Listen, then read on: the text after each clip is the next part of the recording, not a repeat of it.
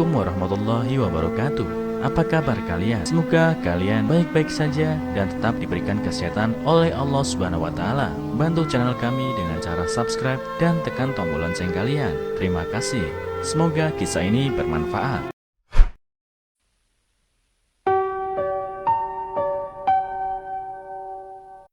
Seorang pria tua memberikanku sekotak coklat. Setelah membukanya, aku dan ibuku terkejut melihat tabungan di dalamnya. Aku tidak pernah benar-benar tahu tentang ayahku, dan aku tumbuh membenci dia karena meninggalkan kami. Kami tidak pernah secara sadar mengambil sesuatu darinya, dan itu sangat merugikan kami. Ketika aku berusia 3 tahun, ibuku pulang kembali ke keluarganya dan membantu di restoran mie daging sapi yang mereka miliki. Itu adalah usaha kecil yang dikelola oleh ibuku, bibi, dan 3 pekerja. Itu selalu ramai dengan pelanggan selama aku bisa ingat. Orang-orang dewasa bekerja keras ketika aku bermain di halaman belakang dengan sepupuku. Aku pikir ayahku sudah meninggal karena aku belum pernah melihatnya. Tetapi karena aku bertanya kepada ibu apakah kami bisa melihat makamnya, dia akan dengan tegas mengatakan padaku untuk mengeluarkan pikiran itu dari kepalaku. Aku melihat dia untuk pertama kalinya pada hari orang tuaku bertemu untuk bercerai. Ayahku dulu mencoba bersifat baik kepadaku dengan memberi aku coklat, tetapi ibuku telah memperingatkanku, "Jika kamu mengambil sesuatu dari pria itu, kamu tidak akan lagi menjadi anakku." Aku sangat takut. Aku tidak pernah berani mengambil apapun darinya, dan segera aku mulai membencinya juga. Ayahku pindah dari kota untuk memulai bisnis di sana, dan segera dia bertemu dengan seorang wanita dan menjadi istrinya. Dia baru saja meluapkan kita. Dia menulis surat lebih sedikit dan lebih sedikit, sampai akhirnya dia tidak tahu memberi kabar kepada kita lagi. Kami melanjutkan hidup kami, dan segera aku lulus dari perguruan tinggi dan memulai pekerjaan pertamaku. Aku masih tinggal dengan ibu dan bekerja keras untuk merawatnya. Setelah semua kesulitan yang dia lalui dalam membesarkanku, aku pernah bermimpi untuk membayarnya. Aku masih menyimpan dendam pada ayahku karena meninggalkannya.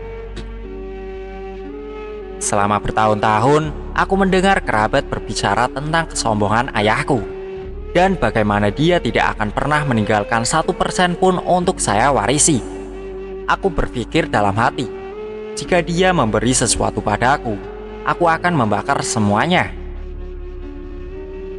Tahun berganti tahun pun berlalu, dan pikiranku tentang ayah perlahan menghilang.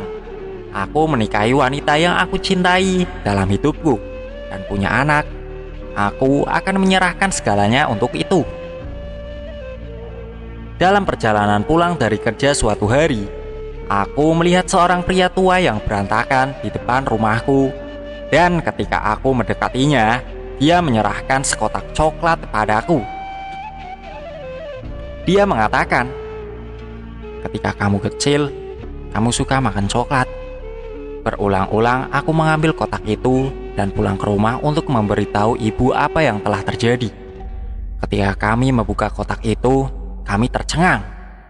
Di dalamnya ada buku tabungan dengan saldo yang lebih dari 14 miliar di dalamnya. Aku mengatakan kepada ibu apa yang harus dikatakan pria itu, dan ibu lantas menangis mengetahui bahwa pria itu sebenarnya ayahku. Ibu tidak menyentuh uang itu, tetapi ketika dia jatuh sakit, kami tidak punya pilihan selain menggunakannya untuk menghidupi biaya operasinya. Beberapa bulan berlalu, ketika aku menerima telepon dari orang asing. Dia mengaku dirinya sebagai istri ayahku, dan dia menelpon untuk memberitahu bahwa ayahku menderita stroke.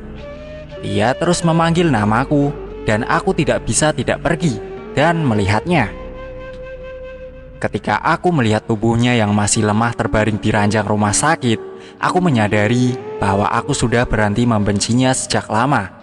Dia koma, dan aku berada di sisinya selama berhari-hari. Ketika akhirnya dia bangun, dia menoleh padaku dan dengan senyum tipis dia berkata, "Nak, ayah akan membelikanmu coklat."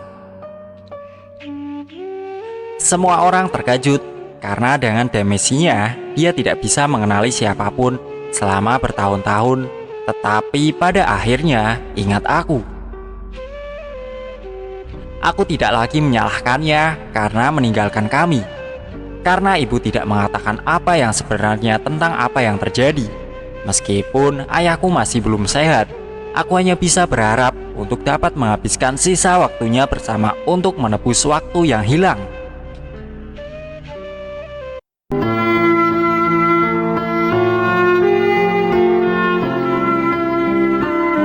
Assalamualaikum warahmatullahi wabarakatuh. Apa kabar kalian? Semoga kalian baik-baik saja dan tetap diberikan kesehatan oleh Allah Subhanahu wa taala.